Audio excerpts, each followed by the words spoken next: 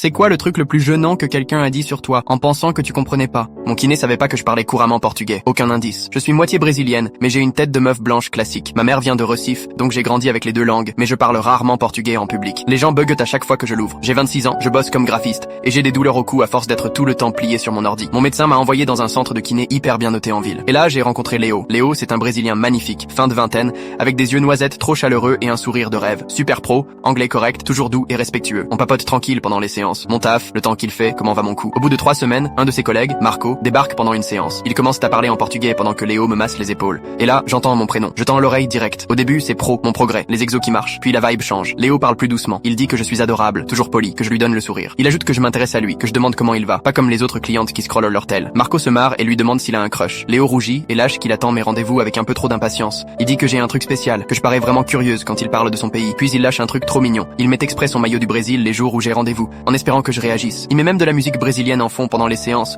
pour voir si je capte. Marco rigole en mode, elle sait même pas où c'est le Brésil, mais Léo le défend. Il dit que je suis pas comme les autres américaines, que quand il parle de bouffe ou de fêtes brésiliennes, j'ai l'air de vraiment écouter. Et là, le moment qui m'a fait fondre, il dit qu'il bosse son anglais avec des sujets sur la culture brésilienne pour pouvoir m'en parler. Il espère que je vais m'y intéresser. Il prend plus de temps avec moi parce qu'il aime nos conversations. Il a même cherché des infos sur le design américain pour mieux capter mon taf. Marco lui dit de m'inviter. Léo dit qu'il ose pas, que c'est délicat avec une patiente, et qu'il veut pas me mettre mal à l'aise. Mais il avoue qu'il rêve que je lui parle du Brésil ou que je lui propose un café. Et puis, il dévoile son plan. Il veut glisser dans la conversation qu'un resto brésilien en ville lui manque, en espérant que je propose d'y aller avec lui. Ce jour-là, à la fin de la séance, je remarque un petit pins du drapeau brésilien sur sa tenue, et il fredonne une chanson que je connais trop bien. Il me regarde, espérant que je réagisse. Alors je souris et je balance, en portugais parfait. Cette chanson est magnifique. J'adore la bossa nova, surtout quand Recife me manque. Il laisse tomber la serviette, reste bouche bée, puis éclate de rire, choqué. Je continue. Et ce resto brésilien dont tu voulais parler, j'ai trop envie d'un bon féjean. Il se cache le visage, tout rouge mais mort de rire. Depuis quand tu piges tout? Depuis toujours, Léo. Depuis, on parle portugais à chaque séance, et on prévoit un voyage à Recife ensemble l'année prochaine. On est devenus vraiment proches.